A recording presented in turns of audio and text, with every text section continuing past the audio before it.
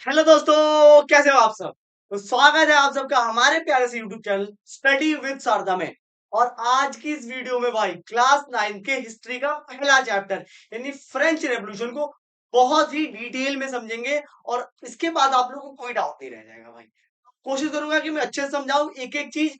उसके बाद कुछ अच्छी चीजें क्या है, पूरा नोट्स आप लोगों को चैनल के डिस्क्रिप्शन बॉक्स में जो लिंक है उस पर क्लिक करोगे तो पूरा नोट्स आप डाउनलोड कर लोगे। तो फट से आप लोग पढ़ने के बाद नोट्स डाउनलोड कर लेना।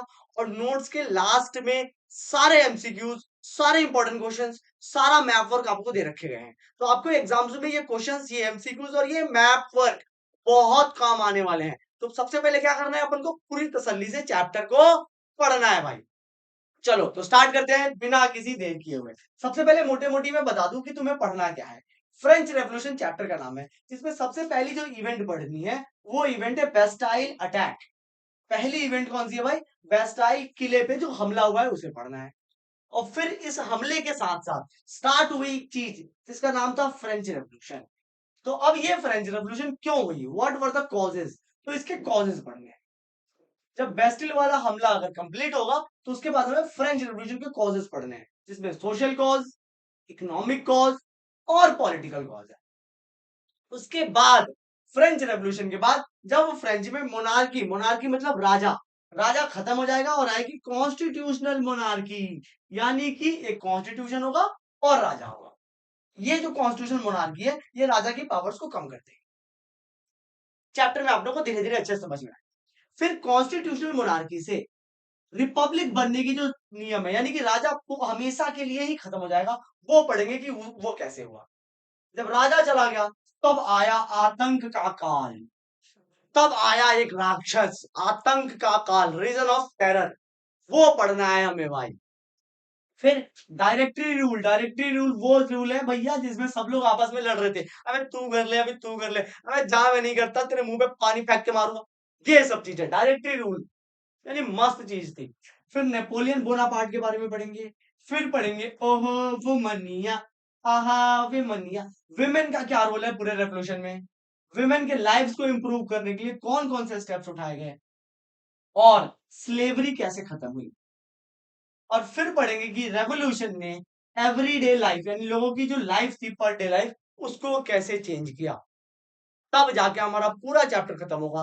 तो अब चैप्टर बिना देरी के स्टार्ट करते हैं। स्टार्टिंग इवेंट है बेस्टाइल के किले पे हमला। तो स्टार्ट करते हैं। चल भाई, तो फ्रेंच रेवोल्यूशन की शुरुआत होती है बेस्टिल के किले पे हमले से। ये दिख रहा है आप लोगों को, एक किला दिख रहा होगा, ये है वो राजा का किला जिसको राजा को मैंने ही गिफ्ट किया था उसके बर्थडे पे। ठीक है भाई, तो राजा का ये किला आप लोगों को दिख रहा होगा, और ये नीचे कुछ लोग जो टैंक्स के साथ, हाथी, हथौड़े देख रहे हैं आप लोग उनके हाथों में, तलवार वगैरह देख रहे हो, इन सब के साथ किले पे पहुंचे हैं और भैया किले पे धावा बोल दिया है। तो ये क्या है, बेसिकली ये बैसिल का किला है जिसके ऊपर हमला हुआ है। तो अब देखते हैं कैसे हुआ। On July 14 1789 Paris was in alarm due to rumors of the king sending troops to the attacked citizens। हुआ क्या कि 14 जुलाई के दिन अचानक से फ्रांस की राजधानी पेरिस में, ये बात है 1789 की, जब पूरे फ्रांस में राजा हुआ करता था। हुआ ये कि फ्रांस की राजधानी पेरिस में एक अफवाह फैली। अफवाह ये थी कि जो राजा है वो ट्रूप्स भेज रहा है लोगों को मारने के लिए। ऐसा लोगों ने अफवाह फैला। ये पूरी तरह से अफवाह थी, इसमें कोई सच्चाई नहीं थी। जब लोगों को ये बात पता चली कि राजा अपनी आर्मी भिजवा रहा है हमें मारने के लिए, तो लोग पूरी तरीके से डर गए। A group of people stormed the Bastille hoping to find ammunition। अब हुआ क्या भैया, लोग डर गए, बहुत सारे लोग घरों में छुप गए, और कुछ लोगों को आया गुस्सा कि एक तो ये राजा फ्रांस का हमें परेशान करके रख दिया है, हमें खाना टाइम पे नहीं मिलता, महंगाई इतनी बढ़ रखी है, और अब ये हमें मारना चाहता है। तो कुछ लोग जो है गुस्से के अंदर आ गए, अपनी एक मिलिट्री बनाई, पीपल्स मिलिशिया। और उस मिलिट्री ने क्या किया भाई कि बेस्टिल के किले पे हमला कर दिया। अब उस मिलिट्री ने बेस्टिल के किले पे गुस्से में हमला कर दिया कि इसके पहले राजा हमें मारे, हम राजा की जो भी चीज दिख रही है उसको तोड़ फोड़ देते हैं। और गुस्से में लोगों ने हमला कर दिया कि वहां पे कुछ हथियार मिलेंगे। इसके अलावा पूरे शहर में Riots spread across Paris and the countryside, driven by high price of bread. धीरे धीरे पूरे शहर में ये बात फैल गई, पूरे पेरिस में यानी फ्रांस की राजधानी के और देश के अलग अलग कोनों पे दंगे होने लग गए। दंगे के कारण थे क्योंकि ब्रेड की कीमतें बढ़ चुकी थी और ये जो र्यूमर फैला था इससे लोगों में और गुस्सा आया। These events led by the eventually excusal of King Louis XVI. The revolution promoted the idea of liberty, fraternity और इक्वालिटी। और यहां से शुरू हुआ कि बेस्टिल के किले के हमले से शुरू हुआ एक इवेंट इतना बड़ा हो गया कि ये तब खत्म हुआ जब फ्रांस के राजा को फाइनली लोगों ने मार दिया। और ये स्टार्ट था बेस्टिल का इवेंट। जो बेस्टिल का हमला था ये एक स्टार्ट था, ये ट्रेलर था। फिल्म अभी पूरी बाकी है। फिल्म तब खत्म हुई जब लोगों ने राजा को मार दिया। फ्रांस में फ्रांस के राजा को मारना एक बहुत बड़ी बात है।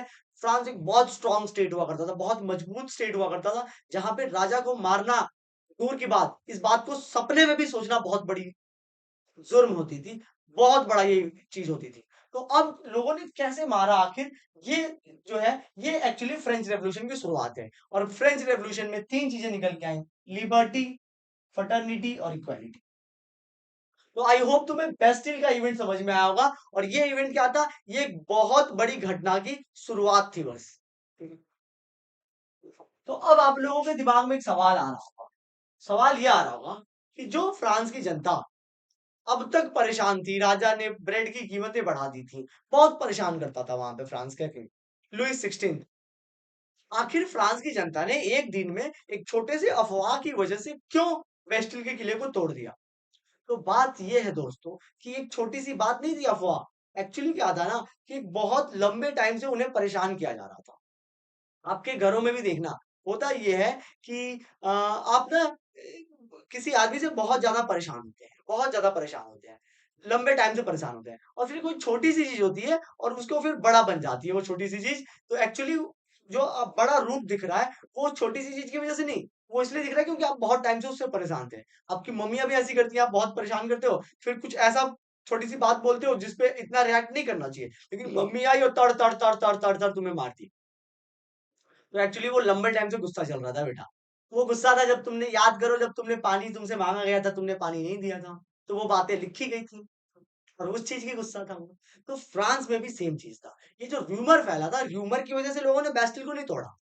एक्चुअली सीन ये था कि लंबे समय से राजा लोगों को परेशान कर रहा था और ये एक लंबा इवेंट था। तो बहुत सारे कॉजेस थे जिसकी वजह से हमें ये बेस्टिल का किला तोड़ने वाला इवेंट देखने को मिला। तो उन सभी इवेंट्स को हम पढ़ेंगे। तो सबसे पहला इवेंट कौन सा है सर? सोशल कॉज, यानी सोसाइटी में कुछ कॉजेस थे जिसकी वजह से इवेंट हुआ।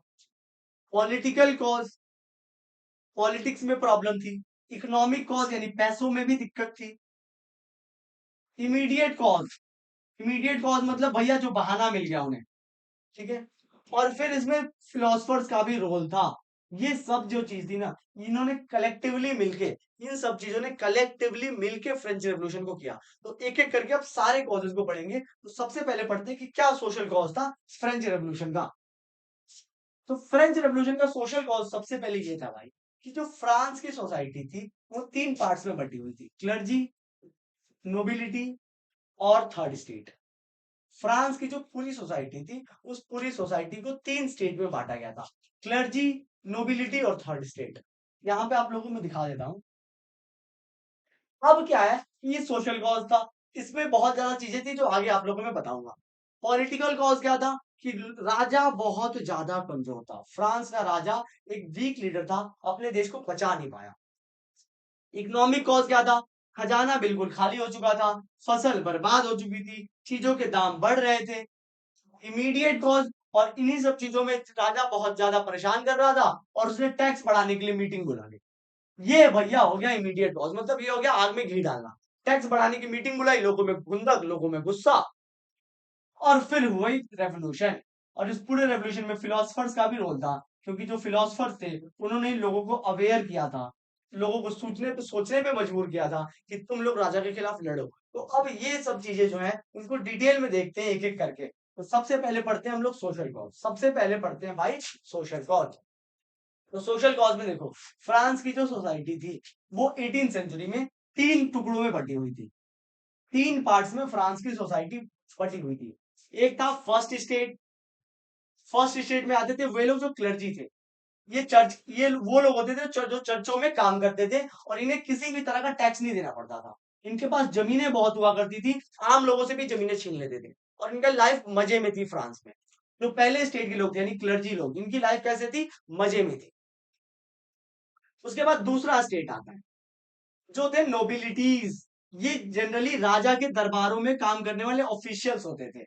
इनको भी किसी तरह का टैक्स नहीं देना था और जन्म से ही इनकी नौकरी पक्की होती थी, अगर बाप रिटायर होगा तो बेटा उस नौकरी पे लग जाएगा।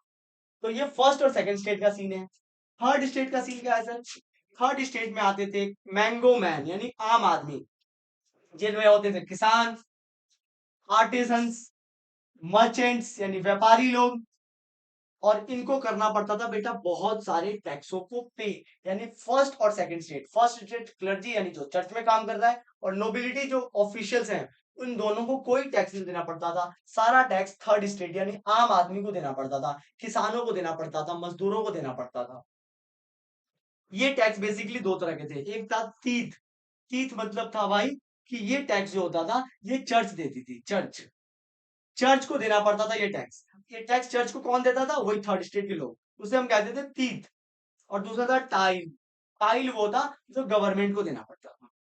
ठीक है भाई, तो याद रखना इसको कि टीथ जो था वो चर्च को देना पड़ता था। ऐसे याद रख सकते हो कि टीथ व्हाइट होता है और चर्च भी व्हाइट कलर का होता है, उसमें फादर भी व्हाइट कलर का ड्रेस पहनते हैं। तो टीथ चर्च को देते थे और टाइल गवर्नमेंट को पे किया गया टैक्स था। इतना ही नहीं भाई, और भी कई तरह के टैक्स थे। थर्ड स्टेट ये दो तरह के डायरेक्ट टैक्स देता था, और क्या देता था? सेवरल इनडायरेक्ट टैक्स भी देता था। बहुत सारे इनडायरेक्ट टैक्स भी थे जो थर्ड स्टेट के लोग देते थे। यानी थर्ड स्टेट के लोगों को फ्रांस में उनका खून चूस लिया जाता था, ऐसे सुई लगाया सारा खून निकाल लिया। इस तरह की यातना थर्ड स्टेट के लोगों को दी जाती थी। The clergy and nobility made up 10% of the population. France की टोटल पॉपुलेशन में सिर्फ 10% ही क्लर्जी और नोबिलिटीज थे, सिर्फ 10% थे भाई। और 90% लोग जो थे वो थर्ड स्टेट के थे। 90% लोग जो थे वो थर्ड स्टेट के थे। समझे भाई? और इनके पास क्या था? इनके पास सीन क्या था? But own 60% of the land. ये जो 10% लोग थे, इनके पास पूरे फ्रांस की 60% जमीनें थी। और ये जो 90% लोग थे, इनके पास जमीनें नहीं हुआ करती थी। इनके पास सिर्फ 40% जमीन थी, सिर्फ 40%। और टैक्स भी यही थे। मतलब कुल मिला के बात समझ लो कि ये 10% लोगों को कोई टैक्स नहीं देना पड़ता था, सारी जमीनें इन्हीं के पास हैं।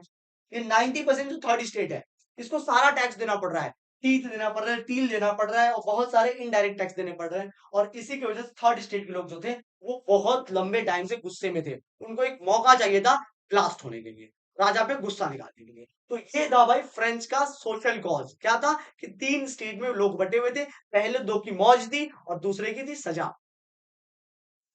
सॉरी, तीसरे की थी लाइफ बिल्कुल, जिसे हम कहते हैं बर्बाद। अब हम लोग पढ़ेंगे भाई इकोनॉमिक कॉज। इकोनॉमिक कॉज क्या था फ्रेंच रेवोल्यूशन का? इकोनॉमिक कॉज क्या था?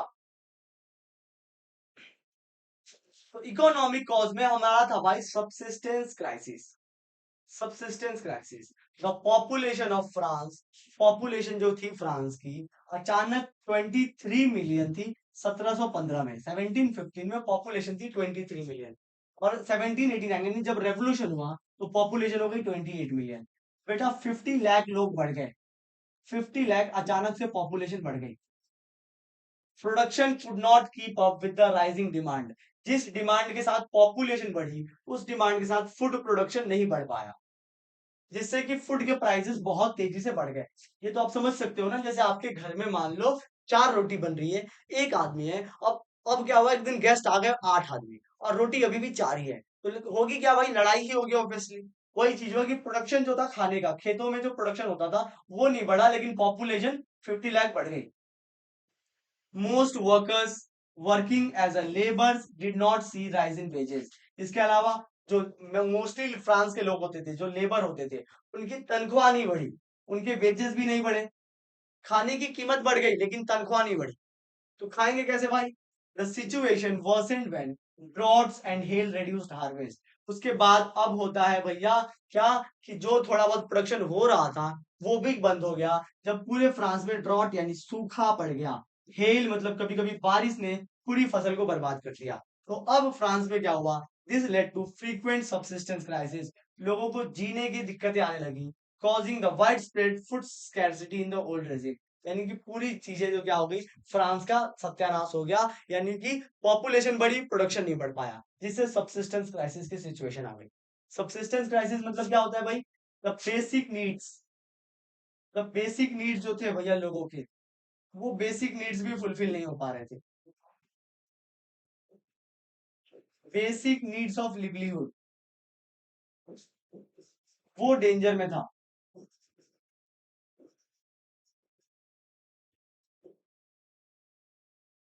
ठीक है भाई, उसे कहते थे सबसिस्टेंस क्राइसिस। तो अब ये आप लोग देख सकते हो कि लोगों के पास क्या है, पॉपुलेशन बढ़ने की वजह से खाने की दिक्कत है, और ये सभी लोगों के साथ है। अब टैक्स तो पहले ही बढ़ते थे, आपने पढ़ ही लिया है। तो अब कहां से फ्रांस के लोग जो हैं वो जिएंगे, ये समझो कैसे जिएंगे। अब अगला कॉज है political cause. Political cause of French revolution. Louis 16 ascended to the throne in 1774। 1774 में लुइस फ्रांस का राजा बनता है। लुइस बनता है फ्रांस का राजा and inherited an empty treasury. और जब वो राजा बनता है तो उसे मिलता है एक खाली तिजोरी, यानी फ्रांस का खजाना बिल्कुल ही खाली था। Years of costly wars had drained France financial resources। ऐसा इसलिए था क्योंकि फ्रांस को एक बहुत बड़ा पैशन था, फ्रांस को एक शौक था, वो शौक था लड़ाई लड़ने का। फ्रांस हर तीसरे दिन लड़ाई लड़ता था। अगर फ्रांस से कोई ना लड़े तो दो लोगों की लड़ाइयों में फ्रांस घुस जाता था कि हटो हटो मैं लड़ूंगा तुमसे। फ्रांस की लड़ाई की वजह से फ्रांस का सारा खजाना खाली हो गया। अब जब लुइस 16 राजा बना तो इससे उम्मीद की जा रही थी कि लड़ाई खत्म करेगा और अपनी इनकम बढ़ाएगा, लेकिन नहीं, इसने भी वही किया जो इसके बाप दादा कर रहे थे। फ्रांस ने सपोर्ट कर दिया American revolution against Britain. America का जो फ्रीडम स्ट्रगल था उसमें फ्रांस को दिया। जब लुइस 16 राजा बना तो उसने देखा कि दो लोग लड़ रहे हैं, वो दो लोग हैं अमेरिका वर्सेस ब्रिटेन। और अपना फ्रांस का जो राजा है लुइस, फ्रांस का राजा लुइस, ये घोचू,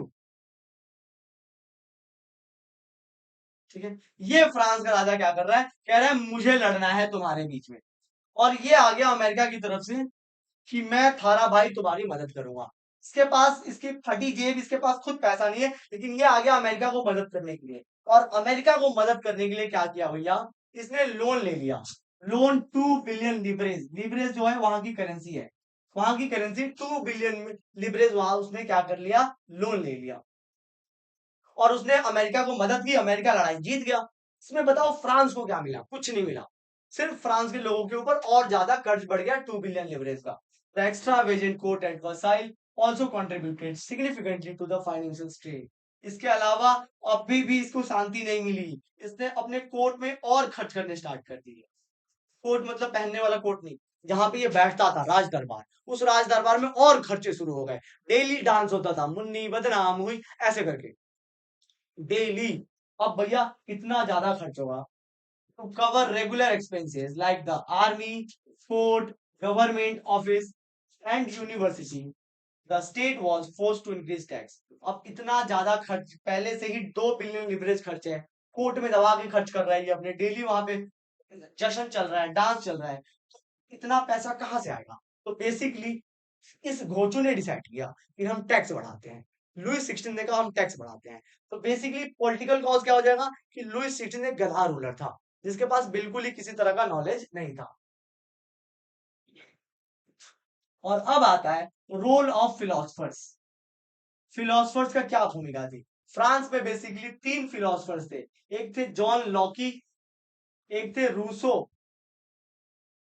और दूसरे थे मनाओ। मनाओ नहीं, रूसो के बाद मनाओ नहीं, मॉन्टेस्क्यू है ये, मॉन्टेस्क्यू। ठीक है, तो जॉन लॉकी, रूसो और मॉन्टेस्क्यू, ये 3 फिलोसफर्स थे। इन 3 फिलोसफर्स ने बेसिकली पूरे फ्रांस के लोगों की सोच बदल दी। इतनी यातना राजा करता था, थर्ड स्टेट के लोगों के पास जमीनें नहीं थी बिल्कुल, आपको पता है, अभी देखा आपने, टैक्स बहुत ज्यादा देते थे, इसके अलावा राजा जब मन करे लोन लेके दूसरे की लड़ाई में मदद करता था, और टैक्स हमेशा थर्ड स्टेट बढ़ती थी।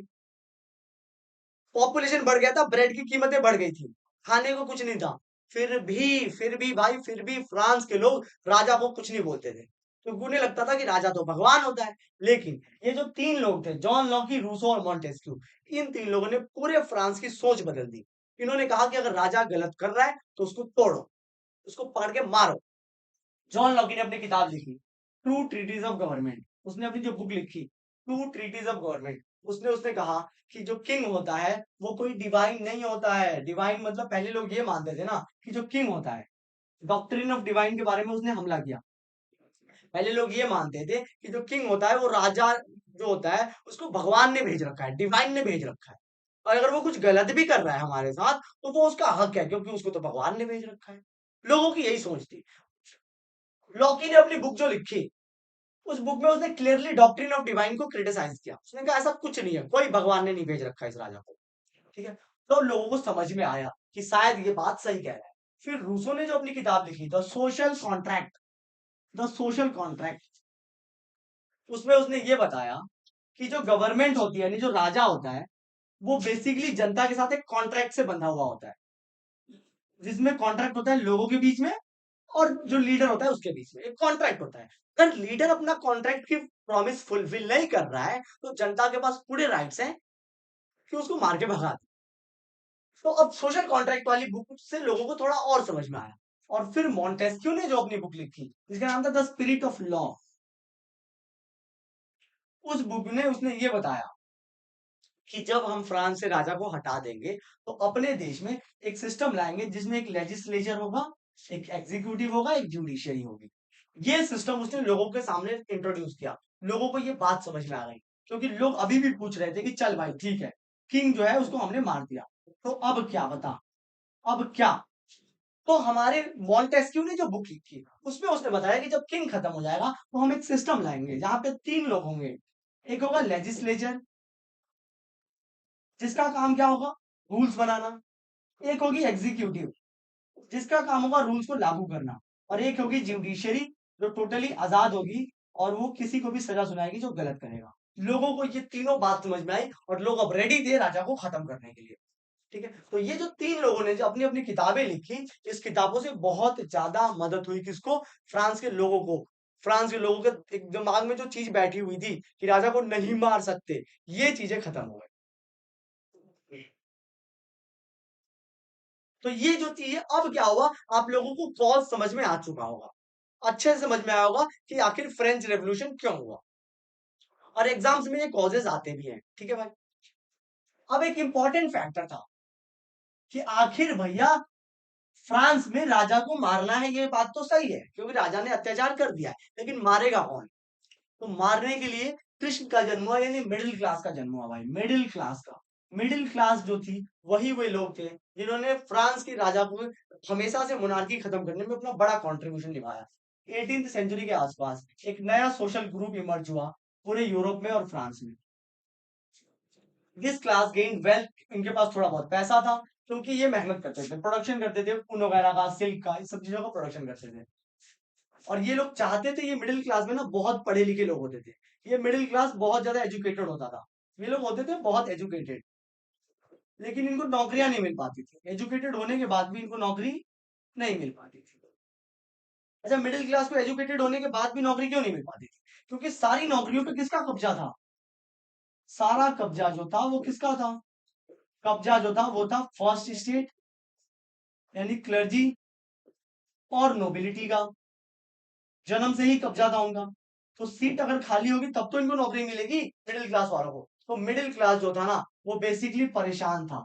किससे परेशान था, क्लर्जी और नोबिलिटी से, और किंग से परेशान था। तो इसीलिए मिडिल क्लास ने कहा कि जो बर्थ बेस्ड प्रिविलेज है हम इसको खत्म करेंगे। और फिर मिडिल क्लास ही वो सेक्शन था जिसने किंग के खिलाफ रेवोल्यूशन को लीड किया, मिडिल क्लास ने। तो मिडिल क्लास का अगर ग्रोथ नहीं हो पाता फ्रांस में तो रेवोल्यूशन भी फ्रांस में नहीं हो पाता।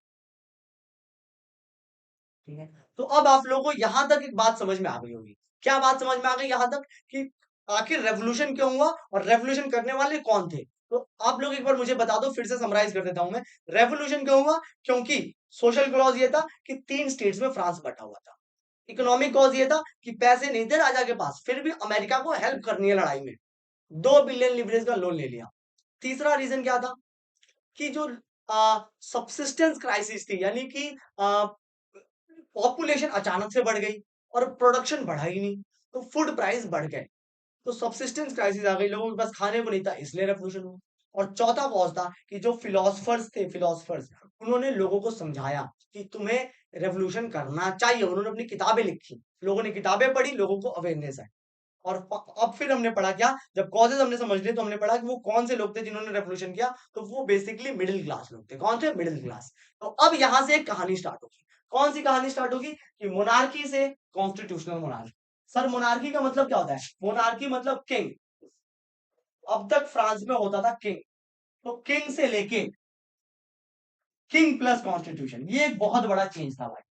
किंग से लेके किंग प्लस कॉन्स्टिट्यूशन का जो चेंज है, ये बहुत बड़ा चेंज था। ये चेंज आया कैसे? हाउ दिस चेंज हुआ, ये कैसे हुआ ये चेंज, उसकी कहानी अब हम लोग पढ़ते हैं। ठीक है भाई, चल।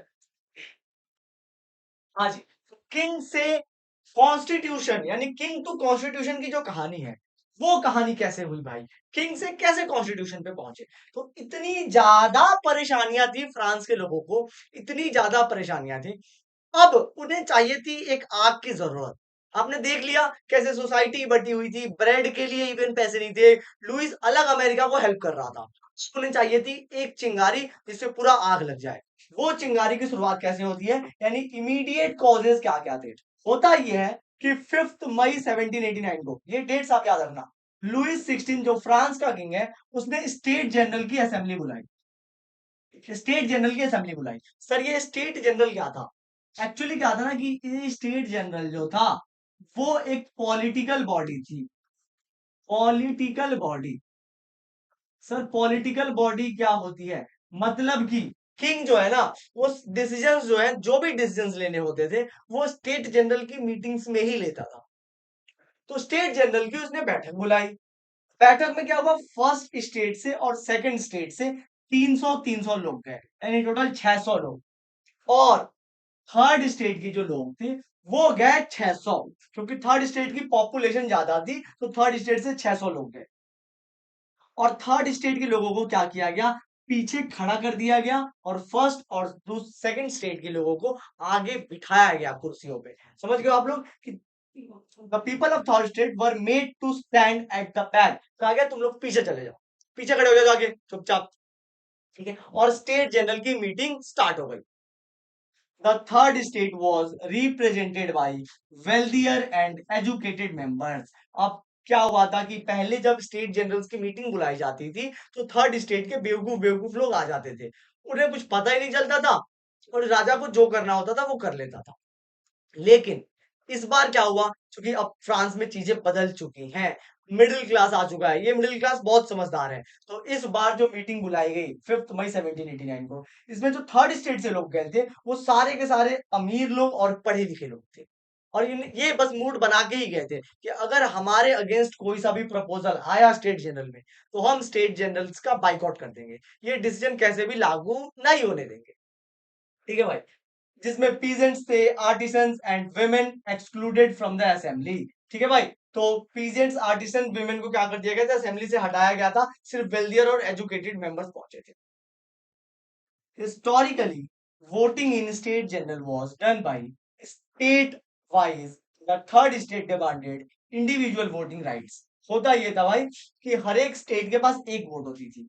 वोटिंग का सिलसिला ये था कि फर्स्ट स्टेट के पास 300 लोग हैं, उन तीनों सौ के पास, सब लोगों के पास मिला के एक ही वोट होगा।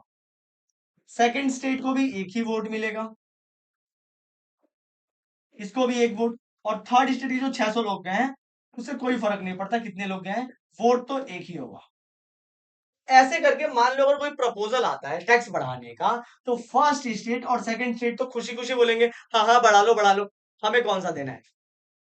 तो दो लोग बोलेंगे बढ़ा लो, और एक बंदा बोलेगा नहीं बढ़ाओ, और टैक्स बढ़ जाएगा।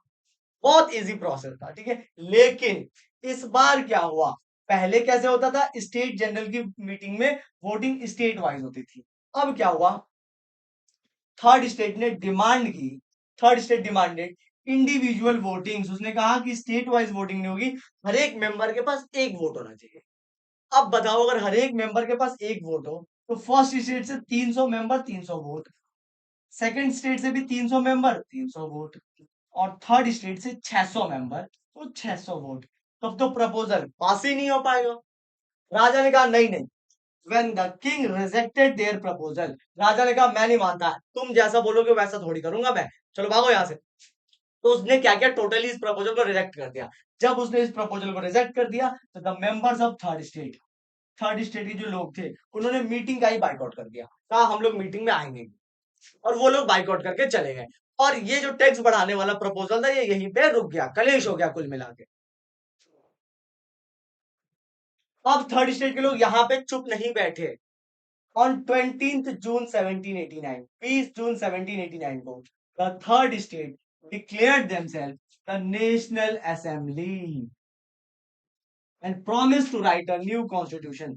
थर्ड स्टेट के लोग जो थे वो इकट्ठा हो गए एक टेनिस कोर्ट। 20 जून 1789 को थर्ड स्टेट के लोग इकट्ठा हो गए कहां पे भैया, एक टेनिस कोर्ट में। और टेनिस कोर्ट में इकट्ठा होके उन्होंने बोला, क्या बोला भाई, उन्होंने ये बोला टेनिस कोर्ट में इकट्ठा होके कि अब हम लोग बनाएंगे नेशनल असेंबली और लिखेंगे कॉन्स्टिट्यूशन जिससे कि फ्रांस देश चलेगा, और हम राजा को अब नहीं मानते। अब बताओ भाई, नौकर जब तुम्हें मालिक मानने से मना कर देगा तो अब तुम किस बात के मालिक रह जाओगे? तुम मालिक तो तब होगा ना जब चार पांच लोग तुम्हें बोल रहे हैं मालिक मालिक। बात वही है। थर्ड स्टेट के लोगों ने कहा कि हम नेशनल असेंबली बनाएंगे, अपना कॉन्स्टिट्यूशन लिखेंगे, हम किंग को मानते ही नहीं है। अब यहां से किंग जो था वो लोगों से नाराज हो गया, और उसी बीच में ठंडियां आई बहुत ज्यादा, फसल सारे खराब हो गए, खाने की कीमत ऐसे बढ़ गई, एकदम रैपिडली खाने की कीमत बढ़ गई। लोगों के पास ब्रेड नहीं था, लोगों में गुस्सा था कि खाना नहीं मिल रहा। यहाँ पे थर्ड स्टेट के लोगों में राजा के खिलाफ गुस्सा है, अंदर अंदर एक डर भी है कि राजा को पहली बार हमने हाथ दिखाया है, पता नहीं क्या करेगा, क्या सोच रहा होगा।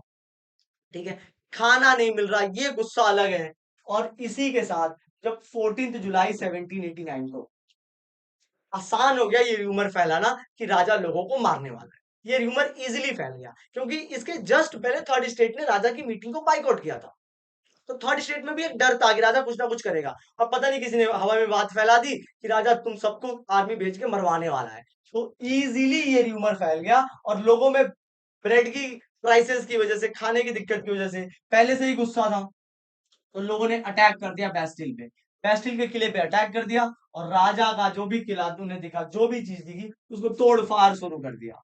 इन the country side the rumour spread that the nobles were trying to destroy crops, causing peasants to attack nobles, states and the steel grain। इसके अलावा एक और चीजें फैल गई कि जो बड़े किसान हैं या जो अमीर लोग हैं, जो फर्स्ट और सेकंड स्टेट के लोग थे, वो फसल सारे जला रहे हैं ताकि वो हमें मारना चाहते हैं। तो थर्ड स्टेट के लोग हमेशा फुल फॉर्म में थे, अभी बेस्टिल का किला तोड़ के आए थे, उन्होंने कहा चलो अब उनके घर की ओर चलते हैं। उन्होंने जितने अमीर लोग थे फर्स्ट स्टेट और सेकंड स्टेट की, उनके घरों में आग लगा दी, उनके सारे अनाज चुरा लिए।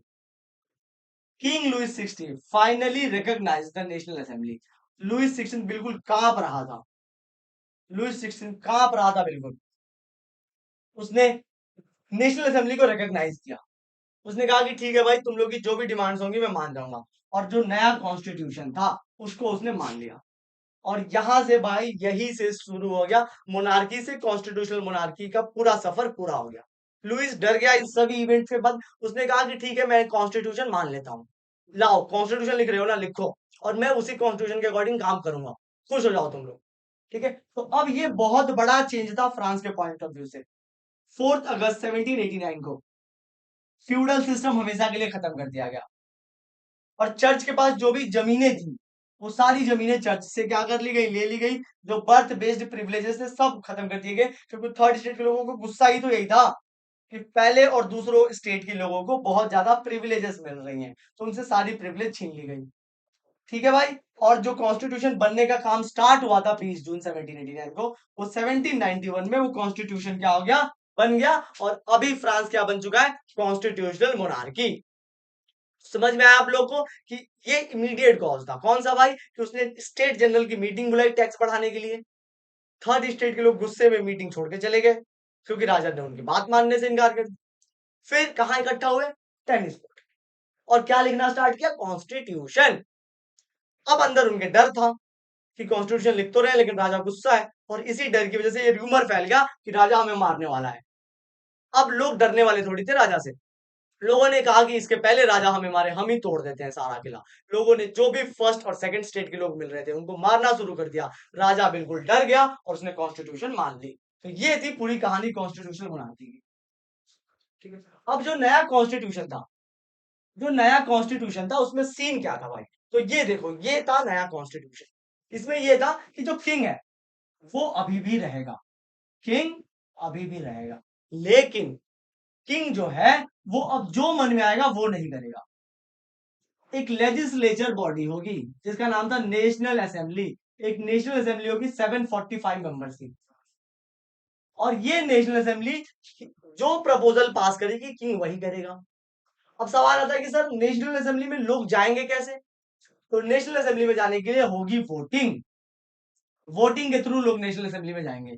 सबसे पहले जो एक्टिव सिटीजन हैं वो वोट देके इलेक्टर्स को चुनेंगे, और जो इलेक्टोर्स हैं वो सारे नेशनल असेंबली के मेंबर्स को चुनेंगे।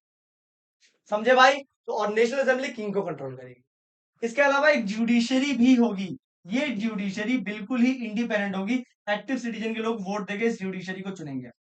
एक्टिव सिटीजन के लोग वोट देके इस जुडिशरी को चुनेंगे, और ये जुडिशरी जो भी कोई गलत करेगा चाहे वो किंग ही क्यों ना हो उसको सजा देगी। तो नया कॉन्स्टिट्यूशन में क्या कर दिया गया था, ये सारा सिस्टम था कि जज बिल्कुल इंडिपेंडेंट होगा, एग्जीक्यूटिव की जगह पे राजा होगा, और लेजिस्लेचर की जगह पे होगा नेशनल असेंबली, और नेशनल असेंबली में लोग जाएंगे वोटिंग के थ्रू। अब सवाल आता है कि सर वोटिंग कौन करेगा, तो फ्रांस में ये डिसाइड किया गया कि हम लोग सबको वोटिंग राइट्स नहीं दे सकते क्योंकि बहुत से लोग गरीब है उनको वोट देने नहीं आता वगैरह वगैरह। तो उन्होंने एक बात पे पहुंचे दोनों लोग मिलके कि हम लोग ना एक सिस्टम बनाते हैं एक्टिव सिटीजन का और पैसिव सिटीजन का। पैसिव सिटीजन जिनके पास नो वोटिंग राइट्स होंगे, मतलब इनको हम वोटिंग राइट्स नहीं देंगे, और एक्टिव सिटीजन जिनके पास वोटिंग राइट्स होंगे। ये इन्होंने मिलजुल के एक सिस्टम बनाया। तो अब सवाल आता है सर कि एक्टिव सिटीजन में कौन होंगे, तो वह सारे पुरुष, याद रखना वो लोग मैन होने चाहिए, विमेन नहीं, सिर्फ मैन जिनकी उम्र 25 साल से ज्यादा हो। वो सारे मैन जिनकी उम्र 25 साल से ज्यादा हो, और who paid taxes equal to at least 3 days of labor's wage। और जो फ्रांस को टैक्स दे रहे हो, कितने दिन का टैक्स, एटलीस्ट 3 दिन का, 3 दिन का टैक्स दे रहे हो, उन्हीं को क्या मिलेगा, वोटिंग राइट। और वो थे एक्टिव सिटीजन। कौन थे एक्टिव सिटीजन, पहले तो वो मेल होने चाहिए, दूसरा उसकी उम्र 25 से ज्यादा होनी चाहिए, और तीसरा वो 3 दिन का टैक्स एटलीस्ट फ्रांस को पे करता हो। और बाकी सारे लोग बन गए पैसिव सिटीजन, यानी वह मैन जो टैक्स पे नहीं करता, यानी उसके पास प्रॉपर्टी नहीं है, उसको वोटिंग राइट नहीं मिलेगा।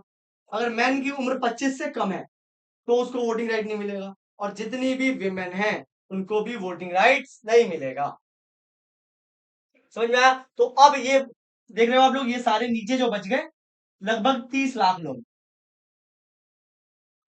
30 लाख मैन जो थे वो सारे पैसिव सिटीजन में बट गए थे, और बाकी के लोग जो थे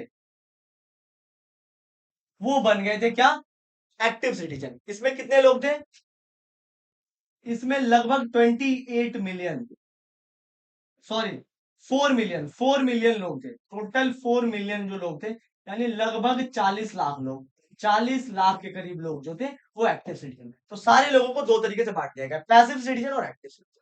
ठीक है भाई, अब एक्टिव सिटीजन वोट डालता था तो बनते कौन थे, इलेक्टोर्स बनते थे। जब एक्टिव सिटीजन वोट डालता था तो इलेक्टोर्स बनते थे। ठीक है, और कोई भी इलेक्टोर नहीं बन जाएगा। इलेक्टोर बनने के लिए एक मेंबर को कम से कम हाईएस्ट टैक्स पेयर होना पड़ेगा। जब तुम अपने देश में सबसे ज्यादा टैक्स पे कर रहे हो, हाईएस्ट टैक्स पे कर रहे हो, तभी तुम इलेक्टोर बन पाओगे। समझे, तो ये था पूरा सिस्टम। और जब इलेक्टोर बन पाओगे तो ये नहीं कि तुम नेशनल असेंबली में चले जाओगे, इलेक्टोर बनोगे तो तुम्हें वोटिंग राइट मिलेगा, और तब तुम वोट दोगे, नेशनल असेंबली के लोगों को चुनोगे। तो एक बात यहाँ पे तुम्हें समझ में आ रही होगी कि ये सिस्टम तो चलो अच्छा था, किंग की पावर थोड़ी कम हो गई, एक इंडिपेंडेंट जुडिशरी हो गया, लेकिन अभी भी एक दिक्कत है। एक दिक्कत क्या है, दिक्कत कि गरीब लोगों के पास वोटिंग राइट्स नहीं है। जो थोड़े अमीर है उनके पास वोटिंग राइट है, लेकिन वो लोग इलेक्टोर्स नहीं बन सकते।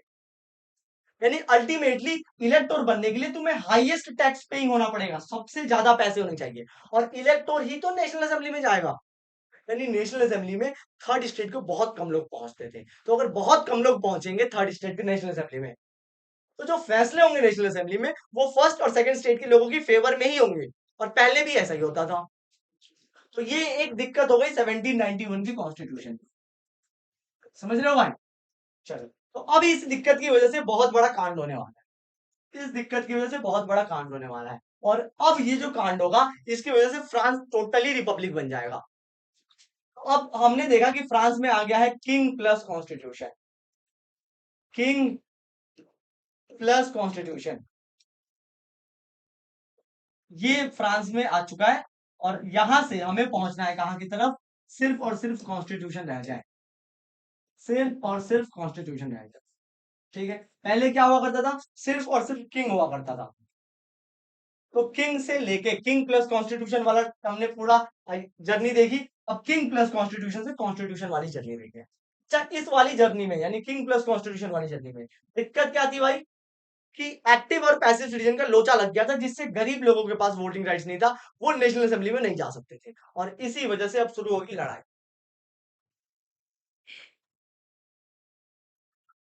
चलो, तो अब आगे की कहानी देखते हैं। फ्रांस में आ गया है कॉन्स्टिट्यूशन, फ्रांस में एक सिस्टम आ चुका है, एग्जीक्यूटिव का, जुडिशरी का और लेजिस्लेटिव का। लेकिन ये सिस्टम पूरी तरह से सही नहीं है। Ruler of France, neighbouring countries were worried about the by the development in France. France में ये जो चीज हुई थी, यानी किंग्स को, शक्तियों को कर्व करके कॉन्स्टिट्यूशन जो बना था, ये एक बहुत बड़ा मैसेज था आसपास के किंग्स के लिए, कि तुम्हारे यहां भी रिवोल्ट हो सकते हैं। तो आसपास के किंग बहुत डरे हुए थे, बहुत ज्यादा डरे हुए थे। They wanted to send troops to put down the constitutional monarchy in France. तो वो चाहते थे कि वो अपने ट्रूप्स को भेजे, और जो थर्ड स्टेट के लोग जिन्होंने राजा की शक्तियों को कर्व कर रखा है उनको मार मूर के वहां पे फिर से किंग का रूल लगा दें। यानी ये जो चेंज हुआ था, किंग की जो रूल्स को लिमिट कर दी गई थी, इस चेंज से आसपास के किंग्स दुखी थे, और फ्रांस का भी राजा चुपके से और लोगों के साथ अलायंस बना रहा था, ऑस्ट्रिया के साथ अलायंस बना रहा था, कि तुम मेरी मदद करो, मेरे पावर्स को इन्होंने कम कर दिया है। अब ये बात जब फ्रांस को पता चली, तो वहां पे नेशनल असेंबली ने डिक्लेयर कर दिया वॉर प्रूशिया और ऑस्ट्रिया के खिलाफ, क्योंकि यही वो दो देश थे जो चाहते थे कि फ्रांस पे हमला करके वहां से कॉन्स्टिट्यूशन खत्म कर दिया जाए। तो इसके पहले कि वो हमला करते, फ्रांस की नेशनल असेंबली ने वॉर डिक्लेयर कर दिया इन दोनों देशों के खिलाफ, अप्रैल 1792 में, और हजारों लोगों ने आर्मी ज्वाइन कर ली इन दो देशों को हराने के लिए और अपने कॉन्स्टिट्यूशन को बचाने के लिए। बहुत सारे देशभक्त सामने आए, देशभक्ति गाने बने, जैसे कि एक गाना बना मर्सिलिस, तो मर्सिलिस गाना बनाया, जिसको बनाया था रॉजेट डे लीजे। तो ये मर्सिलिस आज भी फ्रांस का नेशनल एंथम है। ठीक है, और ऐसे गाने बनाए गए, और सारे लोग जो थे वो प्रूशिया और ऑस्ट्रिया को हराने के लिए सामने आए, और दबा के लड़ाई हुई, जब एकदम जबरदस्त लड़ाई हुई, जिसका कुछ रिजल्ट तो नहीं रहा। लेकिन हाँ, प्रूशिया और ऑस्ट्रिया को एक बात समझ में आ गई कि हम फ्रांस को हल्के में नहीं ले सकते, फ्रांस को अलग छोड़ दो। फिर वॉर की वजह से बहुत ज्यादा लोगों में दिक्कतें आई, बहुत सारे लोग मारे गए, गरीबी हुई, लेकिन वो चाहते थे कि भाई जो हो रहा है होने दो, लेकिन ये कॉन्स्टिट्यूशन जो चेंज हुआ है इसको तो बचा के रखेंगे। ठीक है भाई, तो अब क्या हुआ कि अब लोगों का सारा गुस्सा लड़ाई के बाद लोगों का सारा गुस्सा जो है वो कहां पे उतरेगा, वो उतरेगा किंग के ऊपर। और लोगों में एक और गुस्सा था क्या, कि the constitution of 1791 give the political rights to richer section only. यानी जो कॉन्स्टिट्यूशन था 1791 का, उससे सिर्फ अमीरों को ही राइट्स मिले थे, गरीबों को राइट्स नहीं मिले थे। तो लोगों में ये भी गुस्सा था कि सिर्फ अमीर लोगों को ही सारे राइट्स मिले हैं। और एक और तो गुस्सा क्या, कि किंग ने ऑस्ट्रिया से बातें की होंगी, ऑस्ट्रिया को तो कूट दिया, अब बारी थी राजा को कूटने की। ठीक है, तो अब पढ़ते हैं थोड़ा बहुत जैकोबिन क्लब के बारे में। ये वो क्लब था जिसने लुईस 16 को मारने में बहुत इंपॉर्टेंट रोल किया था। और यही वो क्लब था जिसने ऑस्ट्रिया और प्रूशिया के अगेंस्ट वॉर भी डिक्लेयर करने में अपना कंट्रीब्यूशन दिया था। Members of Jacobin Club belonged mainly to less prosperous section of society. They included shopkeepers, artists, cooks, shoemakers, watchmakers, painters, servants, daily wage workers in their and their leader was Maximilian Robespierre. Jacobin club क्या था भाई? मैंने बताया तुम लोगों को कि जैसे फ्रांस में कॉन्स्टिट्यूशनल मोनार्की आया, यानी कॉन्स्टिट्यूशन प्लस किंग, उसी टाइम पीरियड में दो चीजें हो रही थी। एक तो ये हो रही थी कि किंग जो था वो आसपास के लोगों से कांटेक्ट कर रहा था कि फिर से जो चेंजेस हुए उसे खत्म कर दो।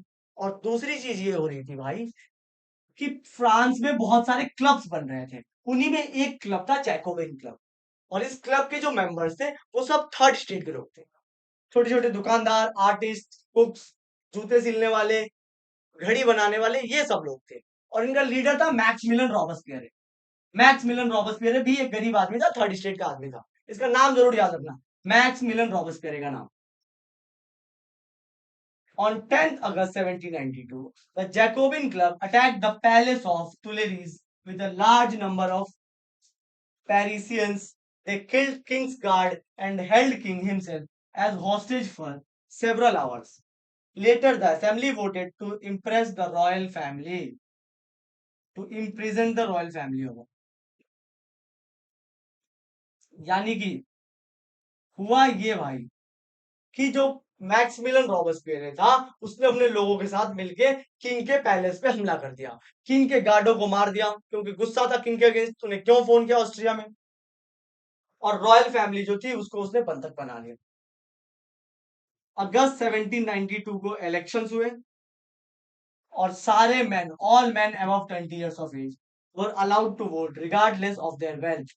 और इस बार जो है जब लोगों ने राजा को, उसकी फैमिली को पूरी तरीके से जेल में डाल दिया, उसके बाद जुडिशरी ने क्या करेगी, आगे चल के राजा को फांसी पे लटका देगी। तो जब राजा की पूरी फैमिली जेल में डली गई तो फिर 1792 में इलेक्शन हुए। और इस इलेक्शन में ये जो एक्टिव सिटीजन और पैसिव सिटीजन का कॉन्सेप्ट था इसे खत्म कर दिया गया, सबको वोटिंग राइट्स दिए गए। लेकिन याद रखना इस बार भी विमेन को वोटिंग राइट नहीं मिले। समझ में आ रहा है आप लोगों को? सारे मैन को, मतलब पैसे का लफड़ा खत्म हो गया, ऑल मैन को वोटिंग राइट्स मिल गए।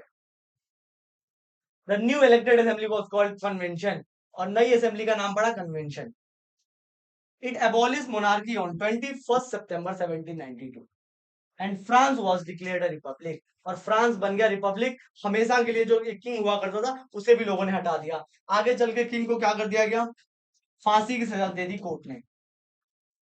किस चार्ज ऑफ ट्रेजन, यानी कि उसे देशद्रोह के मुकदमे में क्या कर दिया गया, फांसी दे दी गई। फिर 21 जनवरी 1793 को लुईस 16 वाज एग्जीक्यूटेड पब्लिकली। सबके सामने उसे जान से मार दिया गया। और कुछ दिनों बाद उसकी जो क्वीन मैरी एंटोनिटी थी उसे भी फांसी की सजा दे दी गई। और अब क्या हो चुका है, फ्रांस टोटली रिपब्लिक बन चुका है। फ्रांस के लुईस की गलती बस इतनी थी कि वो आसपास के राजाओं के साथ मिलके ये प्लान कर रहा था कि यहां से फिर से कॉन्स्टिट्यूशन हटा दे।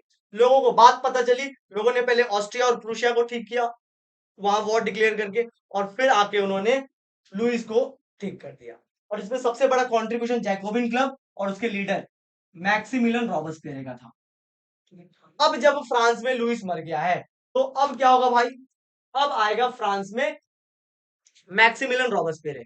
उसके पहले आप लोग ये सारे सिंबल्स देख लो क्योंकि अब फ्रांस में होने वाली है खुल के पॉलिटिक्स। तो उन पॉलिटिक्स में इन सिंबल्स का बहुत बड़ा कंट्रीब्यूशन था। जैसे ब्रोकन चेन, ब्रोकन चेन दिख रहा है आप लोगों को, ये दिखा रहा है कि अब चेन जो है यानी जो जंजीर है वो टूट चुकी है, फ्रांस आजाद हो चुका है, लोग आजाद हो चुके हैं। दूसरा, बंडल ऑफ रॉड्स, रॉड्स का बंडल दिख रहा है तुम्हें, ये क्या दिखा रहा है, bundle of rods. It symbolise strength. ये बता रहा है कि जब एक रॉड अकेले रहता है तो कमजोर रहता है, लेकिन सारे रॉड जब मिल जाते हैं बहुत बड़ी ताकत हो जाती है। Eye within a triangle radiating light, देख रहे हो ट्रायंगल के अंदर आई है, ये वाला सिंबल यहाँ पे आई थिंक नहीं दिखा गया है। ट्रायंगल के अंदर आई बनाया गया है। ये सिंबल क्या रेडिएट कर रहा है, ये कर रहा है stands for knowledge and enlightenment. ये बता रहा है कि जैसे ट्रायंगल के अंदर एक आंख है, आंख से रोशनी निकल रही है, वो बेसिकली नॉलेज दिखा रही है कि नॉलेज ऐसे लोगों में बट रही है, लोग अब समझदार हो रहे हैं फ्रांस के। स्कैप्चर मतलब स्कैप्चर ये दिखा रहा है कि राजा की शक्तियां, स्कैप्चर रिप्रेजेंट कर रहा है राजा की शक्तियों को। Snake biting its tail from the form a ring, एक सांप अपने ही पूंछ को खा रहा है। इसका मतलब क्या है भाई? इसका मतलब है सिंबलाइज इटर्निटी। इटर्निटी मतलब है कि कभी चीजें खत्म नहीं होंगी, हम एक साथ रहेंगे, ऐसे इटर्निटी को रिप्रेजेंट कर रहा है। Red Friesian cap, red colour का ये कैप दिख रहा है तुम्हें, ये किसको रिप्रेजेंट कर रहा है? ये कर रहा है स्लेव्स, यानी जो फ्रांस में गुलाम लोग थे वो आजाद हो चुके हैं। ब्लू व्हाइट रेड, तीन कलर जो है वो फ्रांस का तीनों झंडे के कलर है। एक विंग्ड वुमेन यानी उड़ने वाली एक परी, ये देख रहे हो पापा की परी उड़ने वाली, ये पर्सनिफिकेशन ऑफ द लॉ, ये बता रहा है कि फ्रांस में लॉ लागेगा। और जो लॉ टैबलेट है वो ये रिप्रेजेंट करता है कि सबको इक्वालिटी मिलेगी। तो ये सिंबल से लॉ टैबलेट क्या दिखा रहा है कि सबको राइट्स मिलेंगे और इक्वालिटी मिलेगी। तो ये सिंबल्स अगेन इंपॉर्टेंट है, आप लोग इनको देख लो अच्छे से। ठीक है भाई, चलो। तो अब आप लोगों ने यहां तक की कहानी में, यहां तक की कहानी को अगर मैं ध्यान से इसको समराइज करूं, तो तुमने ये समझा कि पहले फ्रांस में लुइस सिक्सटीन, लुइस सिक्सटीन नाम का एक आदमी होता था। और उसने बहुत सारे प्रॉब्लम्स कर दिए, बहुत सारी कॉजेज की वजह से, उस बहुत सारी दिक्कतों की वजह से क्या हुआ कि फ्रांस में रेवोल्यूशन हुआ। रेवोल्यूशन की शुरुआत कैसे हुई सर? रेवोल्यूशन की शुरुआत ऐसे हुई भाई कि लोगों ने बेस्टिल पे हमला किया और रेवोल्यूशन स्टार्ट हुआ। रेवोल्यूशन जैसे हुआ तो लोगों ने क्या किया, टेनिस कोर्ट में लोग इकट्ठा हुए और लोगों ने कहा कि चल लुइस तू भी रहेगा, और कॉन्स्टिट्यूशन भी लोगों ने बना दिया। क्या बना दिया भाई? कॉन्स्टिट्यूशन बना दिया 1791 में। फिर क्या हुआ? जैसे कॉन्स्टिट्यूशन बना, लुइस क्या कर रहा था, अपने आसपास के देशों से बात कर रहा था इस कॉन्स्टिट्यूशन को खत्म करने की। और ये बात फ्रांस के लोगों को पता चल गई। फ्रांस के लोगों ने आसपास के देशों पे हमला कर दिया और साथ ही उनको तो हराया ही, लुइस को भी लोगों ने मार दिया। ठीक है, और इसमें सबसे बड़ा कंट्रीब्यूशन किसका था? जैकोबिन क्लब का। और अब फ्रांस बन गया टोटली सिर्फ और सिर्फ कॉन्स्टिट्यूशन। फ्रांस में क्या बन गया? Totally constitution. तो याद रखना कि लुइस को मारने में सबसे बड़ा जो मेन काम था वो था जैकोबिन क्लब का। और जैकोबिन क्लब के लीडर कौन था? रॉबस्पियरे, मैक्सिमिलियन रॉबस्पियरे। अब जब कॉन्स्टिट्यूशन बनेगा फ्रांस में, तो उस कॉन्स्टिट्यूशन में कोई तो होगा जो हेड होगा। देखो यहाँ पे समझो, यहाँ पे ध्यान से आप लोग समझो कि अभी एग्जीक्यूटिव की जगह पे किंग था, मतलब किंग और कॉन्स्टिट्यूशन दोनों थे, तो एग्जीक्यूटिव की जगह पे किंग हुआ करता था। लेकिन अब जब किंग मर गया, तो यहाँ पे एग्जीक्यूटिव कोई ना कोई तो बनेगा। तो हुआ ये कि जब कॉन्स्टिट्यूशन फ्रांस में आ गई, तो किया क्या आ गया कि रॉबस्पियरे, यानी जो जैकोबिन क्लब का लीडर था रॉबस्पियरे, वो फ्रांस का हेड बन गया। और अब स्टार्ट होगा रॉबस्पियरे का रिजिम। किसका रिजिम स्टार्ट होगा? रॉबस्पियरे का। तो चलो स्टार्ट करते हैं भाई।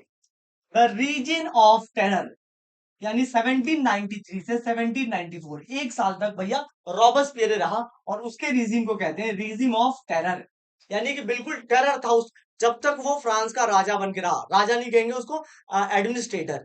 जब तक फ्रांस उसके हाथ में था, उसने पूरे फ्रांस में टेरर मचा के रखा।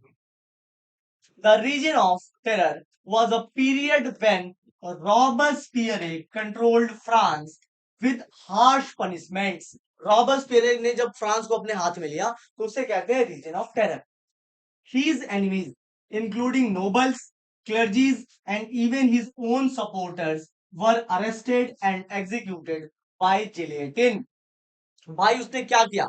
रॉबस्पियरे ने ये किया कि, चूंकि आपको मैं बता चुका हूं कि रॉबस्पियरे जो था वो थर्ड स्टेट का था, और उसे फर्स्ट और सेकंड स्टेट के लोगों से गुस्सा था, क्योंकि फर्स्ट और सेकंड स्टेट के लोगों ने लंबे समय तक थर्ड स्टेट के लोगों को परेशान किया था। तो वो गुस्से में था थर्ड स्टेट से, इसीलिए उसने लुइस 16 को भी मरवाने में जैकोबिन क्लब और रॉबस्पियरे का बड़ा हाथ था। अब उसने क्या किया, जब सारी पावर उसके हाथ में हुई, तो उसने सारे नोबल्स, सारे क्लर्जीज की वाट लगा दी। ये जहां दिखते थे वहां उन्हें मारता था। यहां तक कि कुछ लोग जो रॉबस्पियरे को सपोर्ट कर रहे हैं, है रॉबस्पियरे के सपोर्टर, लेकिन रॉबस्पियरे के कुछ एक्शन से गुस्सा है, उनको भी मारता था, उनको भी अरेस्ट करता था। और अरेस्ट करके भाई करता क्या था, एक हथियार बनाई थी उसने, गिलेटिन नाम की हथियार, ऐसे दिखती थी। यहाँ लकड़ी, यहाँ लकड़ी, ठीक है, और यहाँ पे ऊपर ऐसे एक हथियार लटका रहता था। यहाँ तुम्हें बेड पे ऐसे लिटा देगा और ऐसे हथियार गिरेगा, तुम खत्म। गिलेटिन से सबका सर काटा उसने, सबका। फ्रांस में पूरा आतंक मचा के रख दिया उसने। The government controlled prices and wages. इसके अलावा रॉबस्पियर ने क्या किया सर? याद रखना कि रॉबस्पियर का जो रिजीम होता है उसे कहते हैं रेवोल्यूशनरी गवर्नमेंट। इसको जल्दी याद कर लेना कि रॉबस्पियर की जो रिजीम होती है उसे कहते हैं रेवोल्यूशनरी गवर्नमेंट। तो आपके एग्जाम में एक क्वेश्चन आता है कि what were the steps taken by revolutionary government. तो रेवोल्यूशनरी गवर्नमेंट ने क्या किया था? सभी चीजों के प्राइसेस को कंट्रोल करता था। वर्कर्स को कितनी पेमेंट देनी है वो कंट्रोल करता था। वेजेस, मीट एंड ब्रेड वर राशनड। लोगों को मीट और ब्रेड जो होता था वो राशन यानी कि बांटा जाता था। Peasants had to sell grains at fixed price set by government। कोई भी अनाज अपने मन माने रेट पे नहीं बेचेगा। रॉबस्पियर ने रूल बनाया था कि तुम्हें जो ग्रेन्स है वो फिक्स प्राइस पे ही बेचने हैं, और ये फिक्स प्राइस वो खुद सेट करता था, यानी गवर्नमेंट सेट करती थी। The use of expensive white flour was banned and people ate cheaper bread।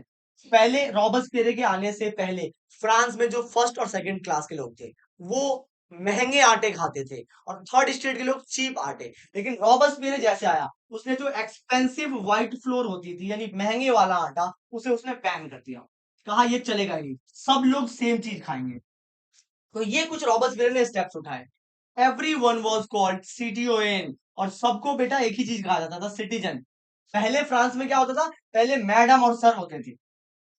Robespierre के पहले जो अमीर लोग होते थे उन्हें मैडम और सर कहा जाता था, लेकिन रॉबस्पियर ने कहा कि सभी लोग अब सिटीजन होंगे। चर्चेज वर क्लोज, सारी चर्चें बंद कर दी।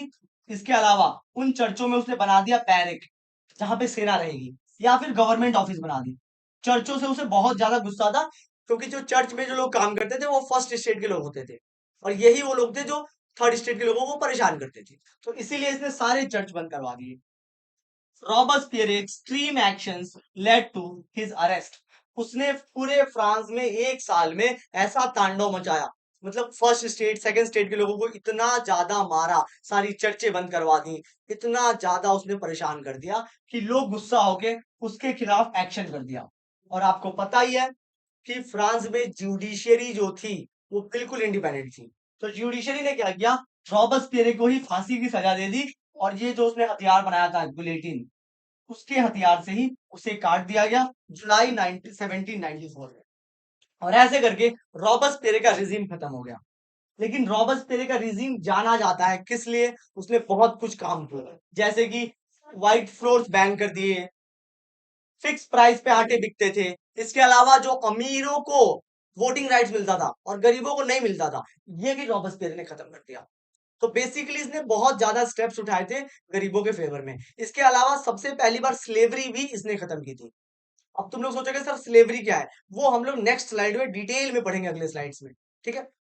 तो ये रॉबस्पियर ने बेसिकली गरीबों के लिए बहुत ज्यादा उसने एक्शन लिया था, लेकिन उसके एक्सट्रीम वजहों से, ज्यादा आतंक की वजह से, टेरर की वजह से जुलाई 1794 में उसे एग्जीक्यूशन कर दिया गया, उसे मार दिया गया।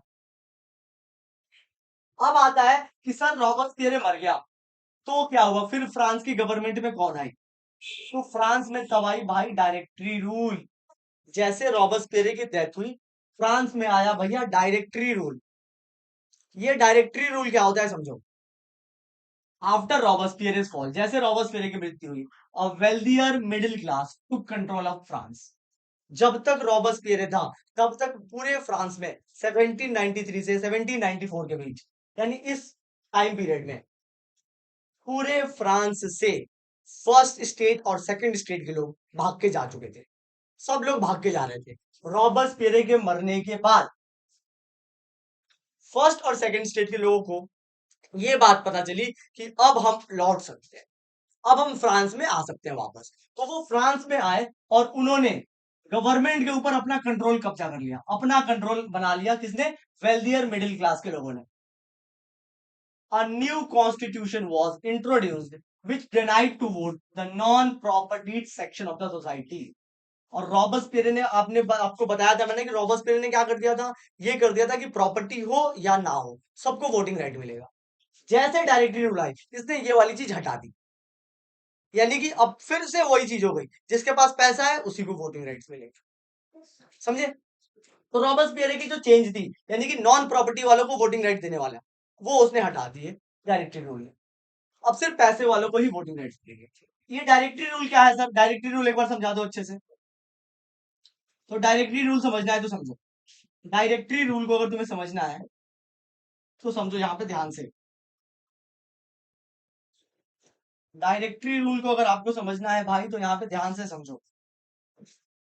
डायरेक्टरी रूल में बच्चों, जैसे कि रॉबस्पियर के रीजनिंग में, अगर तुम्हें रॉबस्पियर का रीजन लिख दो, तो रॉबस्पियर के रीजनिंग में जो नेशनल असेंबली थी, नेशनल असेंबली, नेशनल असेंबली का नाम था कन्वेंशन। कन्वेंशन एग्जीक्यूटिव की जगह पे वो खुद था। जो एग्जीक्यूटिव वाली पोजीशन होती है वहां पे खुद रॉबस्पियर था। और जो जुडिशरी थी वो तो हमेशा ही इंडिपेंडेंट थी। जुडिशरी हमेशा ही इंडिपेंडेंट थी। समझ में भाई? चलो, तो एग्जीक्यूटिव की जगह पे रॉबस्पियर था,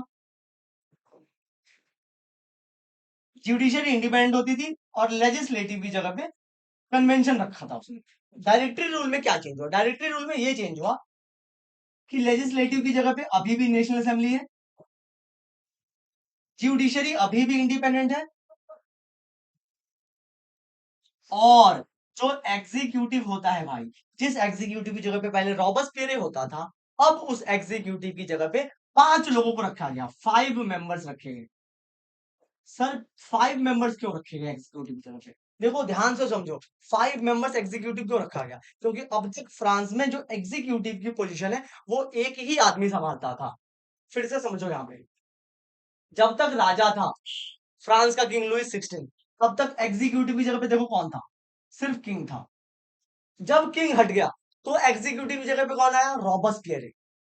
लेकिन अब जब रॉबस्पियर भी मर गया तो एग्जीक्यूटिव की जगह पे 5 लोगों को रखा गया, और इसीलिए इसे कहते हैं डायरेक्टरी रूल। इसीलिए इसे डायरेक्टरी रूल कहते हैं। 5 लोगों को इसलिए रखा गया ताकि अगर एक आदमी होगा तो वो हो सकता है कि रॉबस्पियर की तरह जो मन में आए वो करे। अगर एग्जीक्यूटिव में 5 लोगों को रखते हैं तो डिसीजंस जो होंगे वो सोचे समझे डिसीजंस आएंगे, अच्छे डिसीजंस आएंगे। तो क्या था directory rule? A 5 member executive directory was set up to govern, but it often clashed with the legislative council। 5 members की जो एग्जीक्यूटिव थी, लेकिन जनरली यहाँ पे नेशनल डायरेक्टरी रूल में ये देखा गया कि एग्जीक्यूटिव और लेजिस्लेटिव, इनके बीच में हमेशा लड़ाइयां होती रहती थी। इसके अलावा ये 5 मेंबर्स एग्जीक्यूटिव आपस में भी लड़ते रहते थे, तो डिसीजंस नहीं हो पाते थे फ्रांस में। ये सबसे बड़ी दिक्कत थी। ये सब देख के जो फ्रांस का आर्मी चीफ था, जिसका नाम था नेपोलियन बोनापार्ट, नेपोलियन बोनापार्ट की आंखों में आंसू आ गए। उसने कहा कि पहले राजा था, फिर ये रॉबस्पियर आया, अब डायरेक्टरी रूल आ गया और सबने फ्रांस का बेड़ा गर्क कर दिया। तो नेपोलियन बोनापार्ट जो आर्मी चीफ होता था फ्रांस का, उसने इस चीज का फायदा उठाया, इस इंस्टेबिलिटी का उसने फायदा उठाया, और डायरेक्टरी रूल को फ्रांस से खत्म कर दिया भाई 1799 में, और खुद फ्रांस का किंग बन गया 1804 में। 1804 में वो खुद फ्रांस का किंग बन गया। कौन? Napoleon Bonaparte. तो आई होप तुम्हें डायरेक्टरी रूल समझ में आया होगा। क्या कि एग्जीक्यूटिव की जगह पे 5 लोग हुआ करते थे, जुडिशरी इंडिपेंडेंट होती थी पहले की तरह, और लेजिस्लेटिव नेशनल असेंबली होती थी पहले की तरह। यहाँ पे लोग चुन के जाते थे नेशनल असेंबली में। चलो भाई, तो अब आएगा Napoleon Bonaparte. Generally directory rule के बाद कौन आया? Napoleon Bonaparte. ठीक है, तो अब देखो इसने क्या किया। 1804 में ये crown himself as emperor of France, France के राजा के तौर पे उसने ये ताज पहन लिया। ये देख सकते हो नेपोलियन बोनापार्ट को। He aimed to conquer neighboring European countries, overthrowing dynasties and creating kingdoms for his family। वो यही चाहता था नेपोलियन बोनापार्ट कि पूरे यूरोप से मैं मोनार्की खत्म कर दूंगा, पूरे यूरोप से मोनार्की खत्म कर दूंगा। वो चाहता था कि जैसे फ्रांस में मोनार्की खत्म हो गई, वैसे यूरोप से भी मोनार्की हर जगह से खत्म हो जाए, और इसीलिए वो आसपास के देशों पे हमला करने लगा। He introduced several laws such as protection of private property, uniform system of weight and measurement, provided the decimal system। और उसने फ्रांस में कुछ अच्छे काम भी किए, जैसे कि प्रोटेक्शन ऑफ प्राइवेट प्रॉपर्टी किया, वेट और मेजरमेंट के लिए एक सिस्टम लाया। ये उसके कुछ अच्छे काम थे। He began to viewed as a liberator in the beginning, but very soon Napoleon army lost their trust in people They came to be regarded as invading force. Napoleon was defeated at Waterloo in 1850. तो starting में Napoleon जब दुनिया के देशों में जाता था तो वहां के लोग खुश होते थे कि हमारे यहाँ भी मोनार्की खत्म होगी। लेकिन लोगों को धीरे धीरे रियलाइज हुआ कि नेपोलियन भी अगर हमारे देश में कब्जा करेगा तो हमें कुछ बहुत ज्यादा राहत नहीं देने वाला है। तो लोग धीरे धीरे नेपोलियन को इन्वेडिंग फोर्स कहने लगे। पहले उसे वेलकम करते थे लेकिन बाद में उसे इन्वेडिंग यानी हमला करने वाला फोर्स कहने लगे। 1815 में फिर नेपोलियन भी मारा गया। वाटरलू की लड़ाई में 1815 में नेपोलियन भी मारा गया। और अब नेपोलियन के आगे फ्रांस की हिस्ट्री क्या होगी वो क्लास 10th में पढ़ोगे। अभी अपन को नेपोलियन तक ही फ्रांस की हिस्ट्री पढ़नी है। ठीक है, तो एक बार यहाँ पे ब्लैंक स्लाइड पे समझो ध्यान से पूरी फ्रांस की हिस्ट्री 5 मिनट में ब्लैंक स्लाइड पे समझो। पहले कौन था सर? लुइस 16। लुइस 16 ने क्या किया? वहां की सोसाइटी को बांट दिया, जहां पे फर्स्ट और सेकंड स्टेट से नो टैक्स, थर्ड स्टेट से भरपूर टैक्स। उसने क्या किया? पूरा अमेरिका को हेल्प करके फ्रांस की इकोनॉमी को डुबा दिया। और जिस वजह से उन लोगों ने क्या किया? French revolution. लोगों ने किया फ्रेंच रेवोल्यूशन। फ्रेंच रेवोल्यूशन में लोगों ने क्या किया?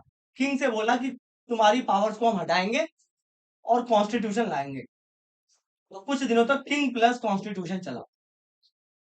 लेकिन किंग प्लस कॉन्स्टिट्यूशन चल रहा था तो किंग जो है वो अपने पड़ोसी देशों को फोन करके कहता था कि प्लीज मेरी हेल्प करो, ये कॉन्स्टिट्यूशन हटा दो।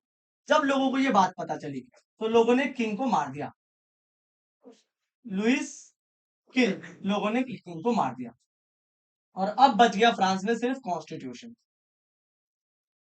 जब कॉन्स्टिट्यूशन बचा तो फ्रांस में आया रॉबespierre। रॉबespierre के रीजन को रीजन ऑफ टेरर कहते हैं, इतने लोगों को बहुत परेशान किया। और फिर रॉबespierre के बाद फ्रांस में डायरेक्टरी रूल। डायरेक्टरी रूल में क्या था सर? तो डायरेक्टरी रूल में 5 मेंबर्स एग्जीक्यूटिव थे। 5 मेंबर एग्जीक्यूटिव। डायरेक्टरी रूल के बाद क्या हुआ सर? डायरेक्टरी रूल के बाद आया नेपोलियन। नेपोलियन आया और नेपोलियन के बाद फ्रांस के, और नेपोलियन 1815 में मारा गया। 1815 में नेपोलियन मारा गया। ठीक है, तो अब समझ में आया आप लोग को पूरी हिस्ट्री। ये है पूरी फ्रांस की क्लास 9 की हिस्ट्री। ठीक है, तो आई होप आप लोग को ये पूरी टाइमलाइन अच्छे से समझ में आई होगी। अब आगे आते हैं, आगे देखते हैं कि विमेन्स का क्या रोल था। What was the role of women in revolution? इस पूरे फ्रेंच रेवोल्यूशन में विमेन का क्या रोल था? From the start, women were active in revolution, hoping their involvement would push the government to improve their lives. पूरे France revolution में women बहुत ज्यादा एक्टिवली पार्टिसिपेट करती थी, बहुत ज्यादा, और उनको ये उम्मीद थी कि फ्रांस में उन्हें राइट्स मिलेंगे। But most women from the third state worked as laundress, sellers, domestic servants. औरतों का काम क्या होता था फ्रांस में? ज्यादातर ये दूसरों के घरों में लॉन्ड्री का काम, सब्जियां बेचना, या फिर डोमेस्टिक सर्वेंट यानी नौकरों का काम करती थी। Women had limited access to education. Education इनके पास बहुत कम थी। जॉब ट्रेनिंग इनके पास नहीं थी। They started political clubs and newspapers. इसके अलावा उन्होंने बहुत सारे पॉलिटिकल क्लब से स्टार्ट किए, न्यूज़पेपर स्टार्ट किए, ताकि उनकी वॉइस जो है वो लोगों तक पहुंचे। With the society of revolutionary and Republican women being the most famous. इन्होंने जो न्यूज़पेपर या क्लब्स बनाए थे उनमें कुछ फेमस थे, जैसे सोसाइटी ऑफ रेवोल्यूशनरीज, ये एक फेमस क्लब था। रिपब्लिकन विमेन नाम का एक फेमस क्लब था। तो ये कुछ क्लब्स जो थे वो बहुत ज्यादा फेमस थे। Women were disappointed that the Constitution of 1791 made them passive citizens and demanded the right to vote, hold political office and be elected as assembly. लेकिन इतने सारे एफर्ट्स के बाद हमेशा ही इन्होंने बहुत ज्यादा फ्रांस के रेवोल्यूशन में अपना कंट्रीब्यूशन दिखाया। लेकिन जब फ्रांस में कॉन्स्टिट्यूशन बना 1791 का, तो आपको पता होगा कि विमेन को पैसिव सिटीजन बनाया गया था। एक्टिव सिटीजन कौन थे सर? सारे मर्द जो कि 25 साल से ज्यादा है और उनके पास प्रॉपर्टी है। इसके अलावा सारे औरतों को पैसिव रखा गया था, उन्हें वोटिंग राइट्स नहीं मिले। तो विमेन हमेशा ही निराश में रही। फ्रांस में विमेन को बहुत ज्यादा राइट्स नहीं मिले। लेकिन एक टाइम पे उन्हें राइट्स मिला। कब? जब आई रेवोल्यूशनरी गवर्नमेंट, यानी जब रॉबespierre का रिजीम आया। तो उन्हें बहुत सारे राइट्स दिए गए। तो वो कौन कौन से स्टेप्स थे जो वुमेन्स के लाइफ इंप्रूव करने के लिए इंपॉर्टेंट थे? The revolutionary government passed laws to improve women's life. Revolutionary government ने बहुत सारे स्टेप्स उठाए, जैसे कि state schools were created making education compulsory for girls. बहुत सारे स्कूल्स बनाए गए और गर्ल एजुकेशन को कंपलसरी किया गया। ये सब रेवोल्यूशनरी गवर्नमेंट यानी रॉबर्सपियर की गवर्नमेंट ने किया था। ठीक है, क्या कि गर्ल्स एजुकेशन को नेसेसरी कर दिया गया। Fathers could no longer force daughters into marriage. अब क्या था कि अब लड़कियों के जो फादर होते थे वो उनकी जबरदस्ती शादी नहीं करा सकते थे, ऐसे रूल बनाए गए। Marriage became a legal contract. Marriage को लीगल कर दिया गया, यानी कि तुम जब मन करे तो मैरिज कर सकते हो और जब मन करे तो तुम डिवोर्स दे सकते हो। Divorce was legalise. डिवोर्स को भी लीगल कर दिया गया कि जब मन करे डिवोर्स दे सकते हो। And could be applied for by both man and women. मतलब मर्द भी अपना तलाक दे सकता है और जो औरत है वो भी तलाक दे सकती है। ये अच्छे काम किए गए। वरना फ्रांस में क्या होता था कि औरतें एक बार शादी कर लेती थी, छोटी उम्र में ही उनके फादर उनसे शादी करा देते थे।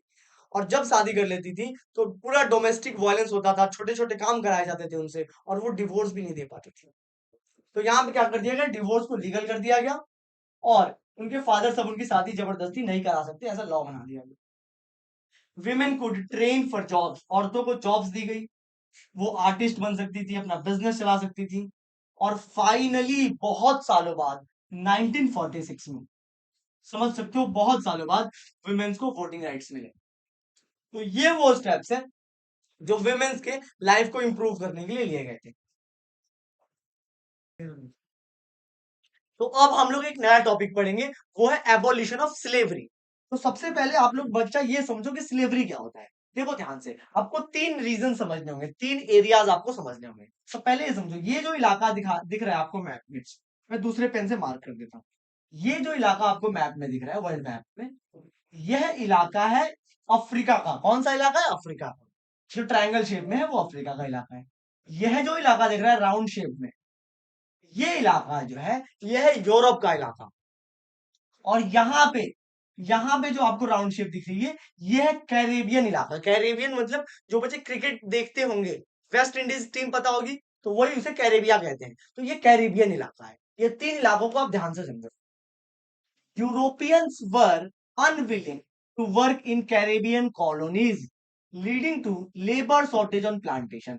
हुआ क्या था कि जो कैरेबियन कॉलोनीज थी, इन कॉलोनीज को फ्रांस के लोगों ने यहाँ पे गुलाम कर दिया था। यहाँ पूरे कैरेबिया को कॉलोनी बना दिया था भाई। कॉलोनी बनाना मतलब गुलाम कर दिया था। पूरे कैरेबिया पे फ्रांस के लोगों का कब्जा था। अब क्या था भाई कि यहाँ पे ना ये लोग काम करने नहीं जाना चाहते थे। यूरोप के लोग कैरेबिया में काम करने नहीं जाना चाहते थे। क्यों काम करने नहीं जाते थे? क्योंकि कैरेबिया में बहुत ज्यादा गर्मी पड़ती है और यूरोप के लोग बिल्कुल होते हैं आइसक्रीम की तरह, फ्रिज में रहते हैं और जैसे गर्मी में निकलेंगे पूरा पिघल जाएंगे ये गोरे। तो यूरोप में कोई भी आदमी यहाँ पे काम करने जाना नहीं चाहता था। जिससे क्या हो गया कि यहाँ पे जो प्लांटेशन है वहां पे लेबर का शॉर्टेज हो गया। अब यहाँ पे भाई काम करने जाएगा कौन? लेबर है ही नहीं। The slave trade began in 17th century to meet the demand of crops like तंबाकू, sugar and coffee। और यहाँ पे सबसे ज्यादा खेती होती थी तंबाकू की, सुगर की और कॉफी की। इन तीन चीजों की यहाँ पे खेती होती थी। तब क्या हुआ? तो अब ये लोग तो यहाँ पे जाएंगे नहीं, तो शुरुआत हुई भाई स्लेव ट्रेड की। किसकी शुरुआत हुई? Slave trade. अब इसमें क्या होता है सर स्लेव ट्रेड में? French merchants sailed to Africa to buy slaves who were then shipped to the Caribbeans। पहले फ्रांस के लोग, यहां से फ्रांस के लोग अफ्रीका जाते थे। कहां जाते थे? अफ्रीका। अपने नावों से अफ्रीका जाते थे और अफ्रीका में लेबर्स लेके, क्योंकि अफ्रीका और कैरिबिया दोनों में गर्मी बराबर बराबर होती है और अफ्रीका में गरीबी भी ज्यादा है। तो ये लोग यूरोप से पहले अफ्रीका जाते थे, अफ्रीका में मजदूरों को लेके पहुंच जाते थे कैरिबिया और उन मजदूरों से वहां पे काम करवाते थे। और जो भी वहां पे प्रोडक्ट निकलते थे जैसे तंबाकू, सुगर, तो वो सारे प्रोडक्ट ले जाके यूरोप में बेचते थे। समझ गए भाई? तो फ्रांस मर्चेंट अफ्रीका जाते थे टू बाई स्लेव्स और वहां से उन्हें ले आते थे Caribbean. Slaves worked on plantation to supply European markets with sugar, coffee and indigo. और जब स्लेव्स उन खेतों में काम करते थे तो यूरोप के लोगों को मिलता था सुगर, कॉफी और Indigo.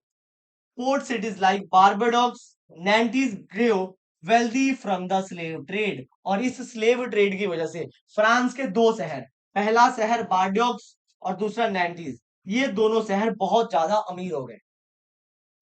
The National Assembly debated whether to extend human rights to slaves, but didn't act due to opposition from business interest.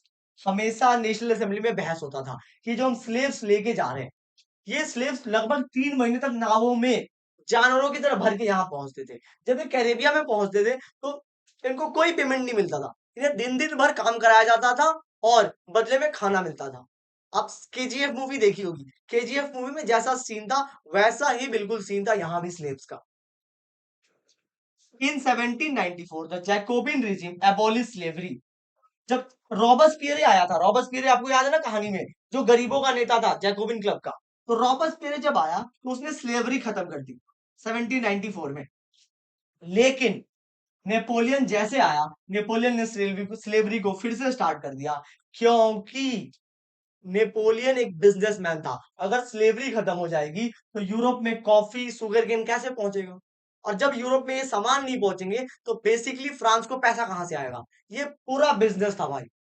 तो इसलिए नेपोलियन ने स्लेवरी फिर से इंट्रोड्यूस कर दी, लेकिन फाइनली जो स्लेवरी है वो 1848 में खत्म हुआ। 1848 में फाइनली स्लेवरी खत्म हो गया। तो ये है स्लेवरी और ये है स्लेव ट्रायंगल। क्या समझ रहे हो स्लेव ट्रायंगल में, कि फ्रांस के लोग पहले अफ्रीका जाते थे, वहां से मजदूर उठाते थे और उन्हें लेके जाते थे कैरिबिया, उन मजदूरों से काम करवाते थे और जो भी प्रोडक्ट्स निकलते थे सब ले जाके यूरोप में बेच देते थे। ये है स्लेव ट्रायंगल। तो आई होप तुम्हें स्लेव ट्रायंगल अच्छे से समझ में आया होगा। अब हम लोग पढ़ेंगे the revolution and everyday life, कि रेवोल्यूशन ने, फ्रेंच रेवोल्यूशन ने वहां एवरीडे लाइफ यानी रोजमर्रा की जो जिंदगी होती है उसे कैसे अफेक्ट किया, कैसे चेंज किया। The revolutionary idea of French revolution like equality, liberty, change the clothes people were. ये आइडिया जब इक्वालिटी और लिबर्टी के आइडियाज लोगों के बीच में पहुंचे फ्रेंच रेवोल्यूशन के बाद, तो लोगों के कपड़े बदलने लग गए, लोगों की भाषाएं बदलने लग गई, and the laws that were pass to translate these ideas into everyday practice. और लोग इन चीजों को अब एवरीडे प्रैक्टिस में लाने लगे। मतलब अब एवरीडे प्रैक्टिस में नोबल्स के बगल में थर्ड स्टेट के लोग बैठते थे और कहते थे कि हाँ हम तो इक्वल है।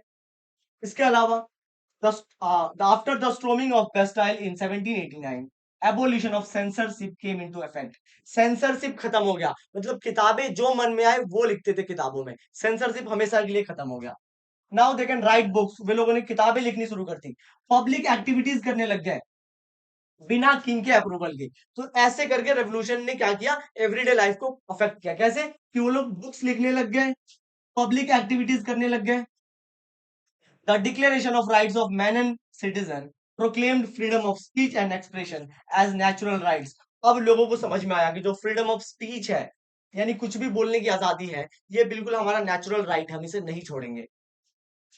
न्यूज़पेपर्स छपने लग गई, पैम्पलेट्स छपने लग गए, बहुत सारी किताबें छपने लग गई, प्रिंटेड पिक्चर्स छपने लग गए, ये सब यूरोप में छपने लग गए। और रेवोल्यूशन की आइडिया जो थी चारों ओर बंटने लग गई, मतलब अब लोगों की जिंदगी पहले से बदल गई। अब वो लोग न्यूज़पेपर्स पढ़ने लग गए, किताबें पढ़ने लग गए, किताबें लिखने लग गए, ये सब चेंजेस थे। प्लेज यानी नाटक, गाने, फेस्टिव प्रोसेशंस बिकम पॉपुलर, ये सब चीजें अब पॉपुलर होने लगी, allowing people to connect with ideas like liberty and justice. तो कैसे हमारे रेवोल्यूशन ने लोगों की लाइफ को चेंज किया, लोग रेवोल्यूशन ने बेसिकली उनके कपड़ों को चेंज कर दिया, उनको रियलाइजेशन दिया कि इक्वालिटी है, लोग बराबर में बैठने लग गए, लोग फेस्टिवल्स मनाने लग गए, किताबें लिखने लग गए, किताबें बिकने लग गई। ये सब ओवरऑल एक सोसाइटी में बहुत बड़े लेवल पे चेंज आया, जो पहले नहीं हुआ करता था। पहले लोग एक दूसरे के बराबर में नहीं बैठा करते थे, डरते थे नोबल से, अब वो चीजें चेंज हो गई। तो ऐसे रेवोल्यूशन ने एवरीडे लाइफ को चेंज किया। समझ में आया आप लोगों को। अब बच्चे चैप्टर हो चुका है खत्म, जैसे ही चैप्टर खत्म हो चुका है तो आपको मिलेंगे इंपॉर्टेंट एमसीक्यूज। ये दिख रही है एमसीक्यूज आपको, इसमें हर एक एमसीक्यू को ट्राई करो, हर एक एमसीक्यू आप लोग ट्राई करो, आंसर करो इसका। इसके अलावा एग्जाम में तुम्हारे इस चैप्टर में जितने इंपॉर्टेंट क्वेश्चंस बन रहे हैं, हर एक क्वेश्चन और उस क्वेश्चन का आंसर पेज पे मेंशन है, ये वाली स्लाइड डाउनलोड करो और उस स्लाइड पे तुम्हें हर एक क्वेश्चन का आंसर मिल जाएगा। ठीक है भाई। इसके अलावा इस चैप्टर में एक मैप वर्क आता है, ये आप लोग मैप वर्क भी याद कर लो। अगर तुमने ये वाली स्लाइड डाउनलोड कर ली तो इस चैप्टर में तुम्हारे लिए कुछ नहीं बचेगा, सब कुछ कंप्लीट हो जाएगा भाई, सब कुछ। तो एक और बात मैं कहना चाहूंगा कि वीडियो को अपने दोस्त में, स्कूल ग्रुप में जरूर शेयर करो ताकि हमारा रीच बढ़े और आपके लिए और अच्छा काम कर पाए हम लोग। Bye everyone, thank you all of you यहाँ तक आने के लिए, वीडियो देखने के लिए। खूब मन लगा के पढ़ो, आगे बढ़ते रहो, टेक केयर ऑल।